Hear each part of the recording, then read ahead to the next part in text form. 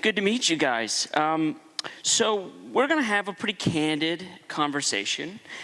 We work together. We work together. I'll give a quick background of myself, and then I'm going to let Arielle pretty much talk the whole time. Absolutely not. We'll see. So I'm Matt Scanlan. I'm the founder of NAADAM, which maybe you know, maybe you don't know, is a direct-consumer apparel brand. Arielle and we got introduced like a year and a half ago. Yeah. So they hired me. So maybe I'll share who I am. So I started a blog 10 years ago, and now, fast forward, we are launching my standalone brand in April and our first brick-and-mortar store. It took a really long time to get here, but all the hard work is paying off, and I'm really excited to share with you guys what we're working on. So you're so good at this. Can you tell everybody how this got started? Which part? No, not our part, but the blog part. Okay. I started it for all the wrong reasons. I started it for a guy. I was dating someone, and he would always stress that it's so attractive for a woman to have her own passion, to have her own thing going on. And I didn't know what mine was. So I was trying a million different things, and finally I decided to start posting my outfits on a website. I don't even know how I came up with that, but I did. And I was not fully, putting my 100% into it, but then he broke up with me, and it became almost like a revenge. I wanted to look really pretty on the internet, and for him to see it and come back. He never came back, which is okay, but I became obsessed with doing it. I loved engaging and interacting with women from all over the world, and 6 months in, someone approached me to represent influencers like me, to help me make a career out of it. So I signed on with her. That was in 2010, and I've been doing it ever since. And about 4 years ago, 3 years ago, Nordstrom approached me to launch a capsule collection with one of their in-house brands. I just thought it would be a fun opportunity. I was really excited to work with Nordstrom, a retailer that I knew my whole life and shopped at. And the night before it launched, I was crying to my husband, like, why did they pick me? What if nothing sells? I'm so nervous. And I really didn't believe that anything would sell. It's sad, but I didn't. And the next day, everything sold out within the first 24 hours. And that, for me, was the moment that I realized this. And you crashed the website, too.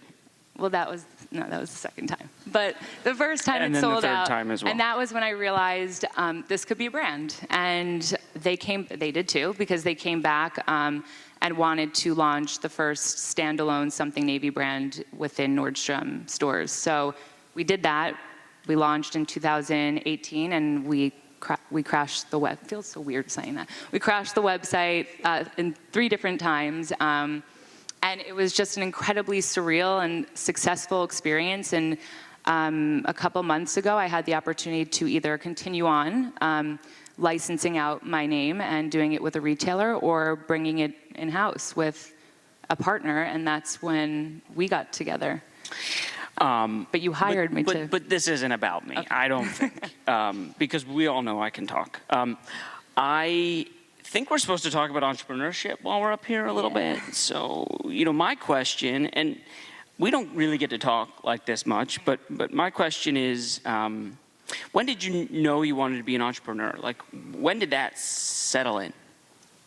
I don't think there was really one moment. I think it was when I saw the power of my community throughout these launches with Nordstrom, where I thought, the main reason why they keep coming back and they're so loyal is because of how much I take into consideration their feedback and how much I want to create for them and things that I know that they want and they're looking for without breaking the bank. They want to be included in the fashion world, but they can't afford to be. So that's really what I wanted to create for them. And that's when I was like, you know what, I need to have full control over what I'm producing. And I think that was the moment. And then Matt, like he said, he's the founder of this company called NAADAM. his company hired me to promote a sweater back in, I don't know, October of like last year. I think it was a year and a half 2 years ago. Oh yeah. And that's how we met. And I guess you could share what happened from there. First of all, I think in the first time we met, so I was a follower, I followed you. And I think in the first time we met, I explained that I knew where you lived, which I thought about for like weeks afterwards. I was like, I can't believe I met her, and I told her where I knew where she lived. But what I saw the first time we worked together was, so I think of influence and influencers across like a spectrum, right? There's conversion and then there's audience. And normally those two things aren't mutually exclusive. You kind of get one or the other. Big following, a lot of eyeballs, or smaller following and high conversion. We worked together and we got both, or that's what happened. And the marketing team came to me and they were like, holy shit, like what is this? Like, how's this happen? And I think I tracked down Brandon. He's somewhere in here. My husband. If we ask him, he'll definitely come up here and grab a microphone.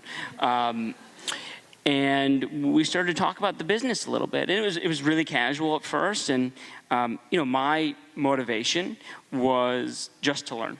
And I think that we're kind of on that journey now, which is a really exciting one. So maybe we could talk about that a little bit without giving too much away, because I think I don't know if our PR people are here, but they're definitely not going to let us say certain things. But let's talk about the journey. What are we doing? What's happening? And how's that feel? So like I said, I wanted to have control over what I was making. So basically, we've taken pretty much all of the data from Nordstrom sales, from affiliate programs, from partnerships, and from that two-way conversation that I have with my community every day. And we're developing a direct-to-consumer women's apparel, eventually going to expand into many other categories like kids, home, swim, lounge, beauty, I hope. But yeah, so that's pretty much what we've been working on since we closed fundraising in August. I went from a team of 3 to 24, which is pretty wild since I've been working out of my apartment office for the last 10 years. And it's crazy to see how much work really needs to be done. I mean,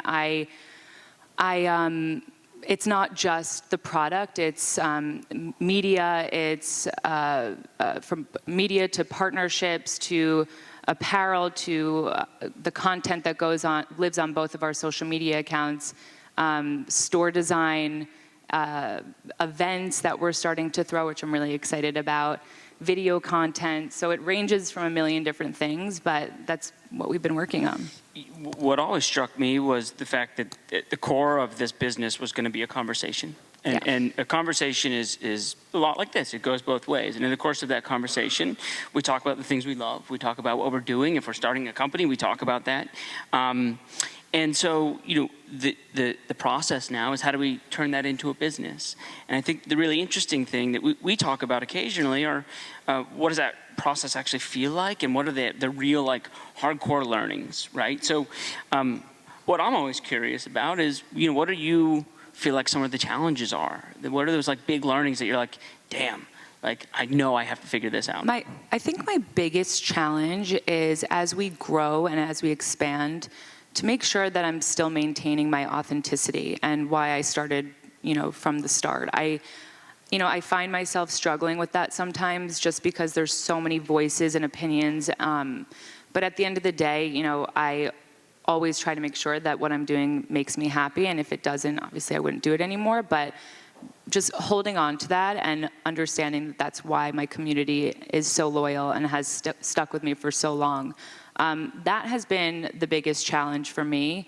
I think, in some aspects, maybe, giving up some control over things, but ultimately, I very much understand how important that is because I can't do everything and I certainly don't know everything.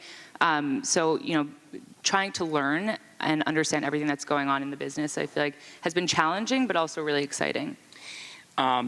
So to kind of change focus, and I know we've spoken about this at times, and think honestly we're still figuring out how this actually plays out and what we do with it. But let's talk about data, because the thing that struck me coming from a maybe more traditional fashion or apparel background was there's a lot of guesswork in the process of designing clothing, buying inventory, and then selling that inventory. How do you view the role of data in what we're building now? It's everything. I mean, it's everything. It's everything that my followers tell me is pretty much what I'm designing, but with my little twist on it. It ranges from price point to small little details to fit to underwire or thicker straps to hide the bra. I mean, it's everything, and especially with bow or no bow. Bow or no bow. We're going with the no bow. But also trying to find ways to incorporate things that I love as well in small ways, so it doesn't't people away. But it's at the end of the day, I mean, what I've really learned is how much women really do. I mean, we're all wearing clothes right now, obviously. We love fashion. We love looking pretty. We love feeling. Thank God. We love feeling good about ourselves. But, you don't want people to feel like they have to spend so much money to feel that way. And, that really is something that my followers have stressed to me. It was that they wanted to, stay on trend. They wanted to be a part of, this super exclusive fashion world, but without, feeling bad about, not having the money to spend on it. So that was a really important a priority for me. It's interesting, the narrative about the follower, which for all intents and purposes is the customer in one way or another, the community that makes up that customer base. That's a narrative that I think we feel has been a conversation that's always happened. I mean, this sounds like any other brand founder talking about their maniacal focus on brand, community, and product, which for me, again, this is really not about me. Also, I notice every time I talk, no one videotapes, and when she talks, everyone videotapes. Just want to call that out from here. It's pretty obvious, so thank you for that, by the way. But the thing that kind of always stuck out to me was that a lot of this is just very core to how business is done. The major difference is that data is so powerful in what we're eventually going to build. So we only have a minute or two left. I think the thing we need to talk about a little bit is the hard-hitting questions. Oh, God. Okay. Where are we going to be in 5 years? Hopefully. She told me she hates this question. I really do. That's why I asked. I hate this question. Just because I'm very much an in-the-moment kind of person. If I look too far ahead, I fall off track, and I don't like to. I like to just make the best of what I'm doing right now, and which is why I have him, because he thinks of the big picture. I don't.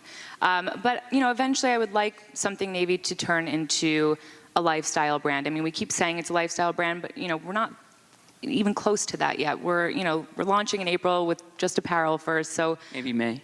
Or now, yeah, May. But I want to expand into a million different categories. I want to open more than one store.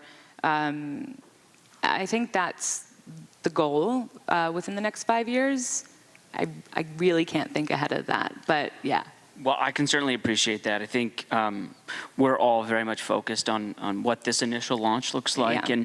And the reality is the business is actually going to be very complicated and technical. And I think we should probably talk about it since they're all here. But yes, we've been building this unbelievable team of extremely talented women. They're all over here filming. Yeah, they're the ones that film every time she talks and not when I talk, which we'll talk about that later. Yeah. So big takeaway. We have 20-something seconds. Oh, what is the thing we need to leave everybody with? Okay. I think it's just how much our focus is on the customer.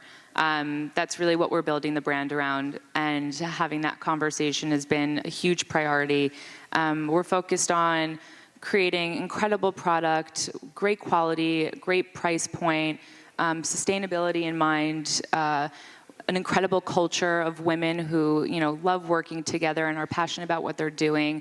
and sharing, stories on our site, sharing vulnerable topics, and creating a community that everyone feels included in, and creating a space like the store that we're opening that women can feel comfortable and accepted and excited about. I think that's my takeaway. Spoken like a true entrepreneur.